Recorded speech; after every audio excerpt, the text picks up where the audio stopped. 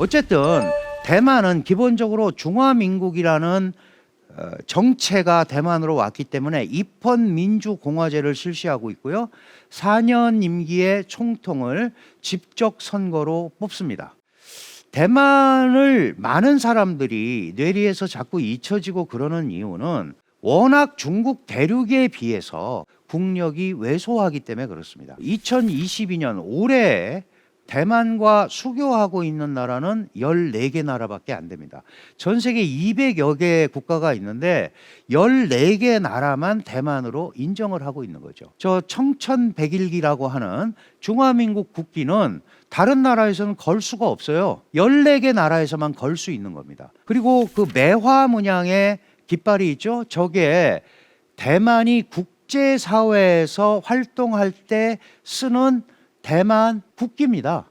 대만 지역기죠. 지역기. 중국의 입장에서 보면. 그러나 여기도 자체 군대를 가지고 있고 자기가 총통을 선출하고 외교권을 가지고 있고 그렇기 때문에 41개 정부 간 국제기구에 가입이 돼 있어서 국제활동도 하고 있습니다. 당연히 중국의 입장에서는 대만은 중국의 영토이기 때문에 대만이 국가 자격이나 정부 자격으로 국제사회에서 움직이는 것을 최대한 제약을 하려고 하는 거죠.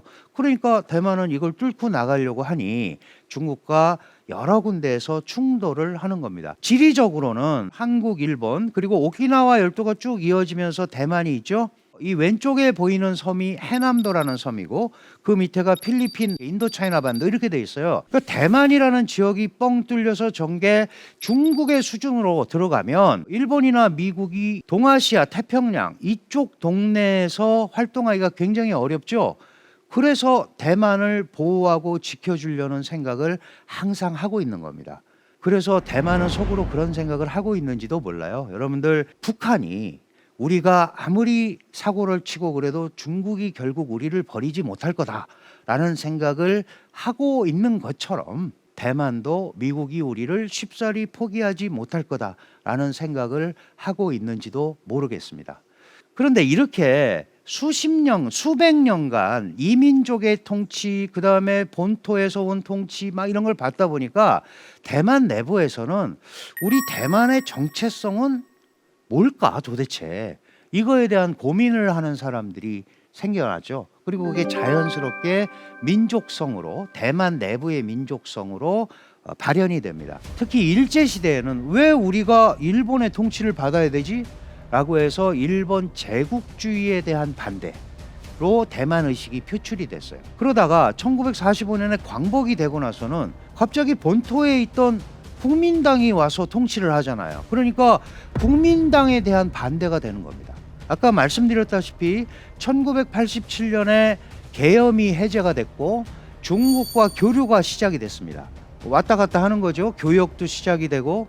그러니까 이 중화인민공화국이라는 사회주의가 갑자기 자유민주주의를 추구하는 민주공화국 대만과 교류를 하다 보니까 대만 내부에서 우리는 공산당하고 안 놀아, 공산당 싫어, 사회주의 싫어하는 중화인민공화국에 대한 반대, 이런 개념으로 이제 대만 의식이 형성이 됩니다.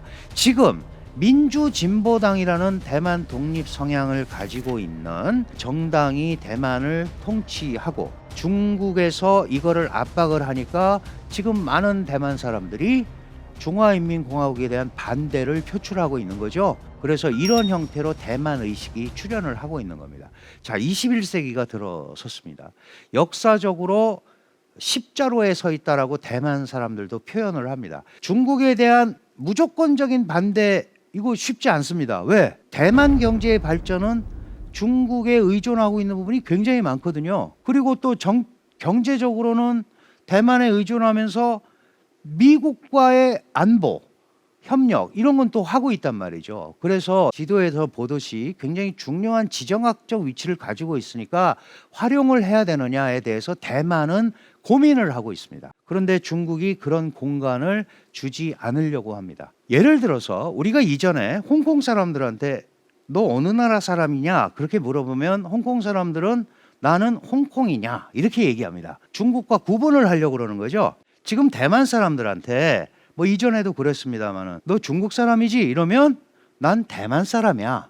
이렇게 대답을 합니다. 무슨 얘기예요? 중국과 구분하고 싶어 하는 거죠. 그래서 이런 게 오랫동안 지속이 되면서 적어도 1949년 이후부터 지금을 치더라도 70몇 년이 됐어요. 그러면 아직도 대만 사람들, 그 다음에 거기로 간 중국 사람들, 이런 사람들이 자신의 정체성을 어떻게 생각하는지를 조사한 그래프입니다. 1992년부터 이 2026년 6월까지 조사한 건데요. 가장 뚜렷하게 확 올라가는 게 초록색 그림 보이시죠? 92년도에 20%가 안 됐습니다. 17.6%의 숫자였는데 올해 6월에 보면은 거의 70% 육박하는 사람들이 뭐예요? 나는 대만 사람이다라고 얘기합니다. 그리고 분홍 색깔, 빨간 색깔로 하는 거는 내려오고 있죠. 나는 중국인이기도 하고 대만인이기도 하다라는 사람들은 떨어집니다. 거기에서 나는 원래 나 중국 사람이지 대만 사람이기도 하고 이랬던 사람 중에 상당 부분의 사람들이 어디로 간 거예요? 나는 대만 사람이야. 그리고 대만의 독자성이 강화되는 겁니다. 이게 바로 민주진보당이 자신들을 이 소위 독립 성향으로 이끌고 갈 수 있게 하는 민심, 기본 바탕이 되는 거죠. 그리고 파란 거는 나는 중국이냐? 내가 중국인이지 무슨 대만 사람이야. 이 사람들은 당초에 25%부터 지금은 완전히 한 자리 숫자 5%, 4%대로 떨어졌어요. 그러니까 전체적으로는 어떻게 됐어요? 대만에 대한 독자성을 강조하는 사람들이 늘어났다. 그렇다 보니까 자연스럽게 우리가 분열이 됐는데 그럼 통일을 해야 돼? 아니면 독립을 해야 돼? 이제 이런 얘기가 있잖아요. 지금 초록색, 이 초록색은 기본적으로 독립을 하자는 사람들이에요. 독립을 하자는 사람들이 6, 7%대에서 지금 25%까지 올라갔죠. 아까 나는 대만 사람이다라는 사람들이 많으니까 그런 거예요. 근데 더 핵심은 뭐예요? 제일 위에 있는 검정 색깔을 보세요. 저거는 뭐예요? 통일이고 독립이고 간에 현상을 유지하자라는 사람들이에요.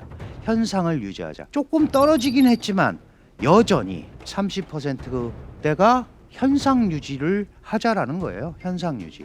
그리고 그 밑에 파란 색깔 있죠. 영원히 현상을 유지하자는 사람들이에요. 그러니까 무슨 얘기예요? 통일, 독립 이런 얘기 하지 말고 그냥 이 상태로 가자. 저거에 둘이 합치면 60%가 넘죠. 그러니까 적어도 민주진보당이 독립을 지향하든 뭐 통일을 지향하는 국민당이 있든 아니면 나중에 보고 나서 통일 쪽으로 가자라고 하든 60%의 민중들은 기본적으로 뭐예요? 현상 유지가 1번입니다. 그러니까 이 현상 유지하는 사람들에 의해서 투표가 왔다 갔다 하는 거예요. 예를 들어서 이제 민주진보당을 지지하는 콘크리트 지지층이 한 30% 되고요. 국민당을 지지하는 콘크리트 지지층이 한 30% 됩니다. 나머지는 어떻게 됐어요? 중간에 스윙보드 왔다 갔다 하는 사람들이에요. 그러니까 그 사람들에 의해서 그 사람들이 판단을 하고 누구한테 힘을 실어줄까 이렇게 움직이고 있는 게 바로 대만이다. 이제 이렇게 여러분들이 이해를 하시면 됩니다. 대만이 국가로 인정을 못 받고 있음에도 이렇게 세계적으로 가는 이유가 뭐예요? 대만의 경제력 때문에 그렇습니다. 대만은 인구가 2,400만 밖에 안 돼요. 그런데 사실 우리보다 옛날에 잘 살았었죠. 2003년까지 훨씬 잘 살았다가 우리한테 역전을 당했어요. 그런데 올해 아마도 1인당 GDP가 역전이 될 걸로 보여집니다. 우리가 35,000불, 대만이 36,000불 정도 될 거라고 얘기하죠. 그 엄청난 겁니다. 그리고 대만이 2,400만 인구에 36,000불 소득이면 유럽에 있으면 상당한 중견 국가죠. 근데 워낙 옆에 중국이라는 거대 산맥이 있으니까 어려운 겁니다. 2027년까지 가면 저렇게 어마어마한 숫자로 46,000불, 47,000불까지 갈 거라는 거죠. 그러면 일본을 앞서게 됩니다. 우리도 마찬가지고. 이 경제 성장의 핵심이 바로 뭐예요? 여러분들 보도나 이런 데 많이 보셨죠? 대만에는 전 세계 반도체 파운드리의 70%를 대만이 생산하고 그중에 50%를 책임지는 TSMC라는 공장이 있습니다. 비메모리 반도체의 50% 이상을 생산을 합니다. 그리고 또 하나 UMIC라는 대만 비메모리 공장이 또 17%를 성장을 해서 거의 70%를 대만이 만들어냅니다. 우리는 SK와 삼성이 메모리 반도체의 한 70%를 장악을 하고 있죠. 그러니까 미국이 중국의 고급 반도체 기술이 흘러들어가지 못하게 하기 위해서 만든 게 바로 칩4, 반도체 만드는 4개 나라를 합쳐서 뭔가를 하려고 한 거예요. 그래서 한국, 미국, 일본, 대만 이렇게 반도체 공급망 협의체를 만든 겁니다. 그러니까 이 반도체 생태계는 어떻게 돼 있냐 하면 미국의 원천 기술과 일본의 소재와 소재 부품과 한국과 대만의 제조 기술로 이루어져 있어요. 그러니까 우리가 여기 안 들어갈 수도 없죠. 만약에 싹 빠지면 미국, 일본, 대만 셋이서 꿍짝꿍짝 하면 우리가 뒤처지게 되잖아. 그래서 이런 거는 대한민국의 발전을 위해서도 들어가야 되는데, 자, 대만은 반도체밖에 없어요. 이 산업에서, 세계적 산업이. 그래서 자기들이 이걸 보고 뭐라 그래요? 호국신이라고 그래요. 이 차이잉원 총통이 뭐라 그랬냐면 대만을 지켜주는 것은 미국의 무기가 아니고 우리 반도체다. 이런 표현을 할 만큼 호국신으로 얘기하는 겁니다. 그 다음에 여러분들이 쓰시는 아이폰 100%를 대만의 팍스콘이라는 회사에서 만들죠. 중국에도 공장이 있고, 그리고 설계 기술도 가지고 있습니다. 디자인 기술, 미디어텍이라는 아주 막강한 반도체 생산망을 가지고 있다. 이 정도 이해를 가지고 우리가 이제 대만과 중국 간의 관계를 살펴봐야 됩니다.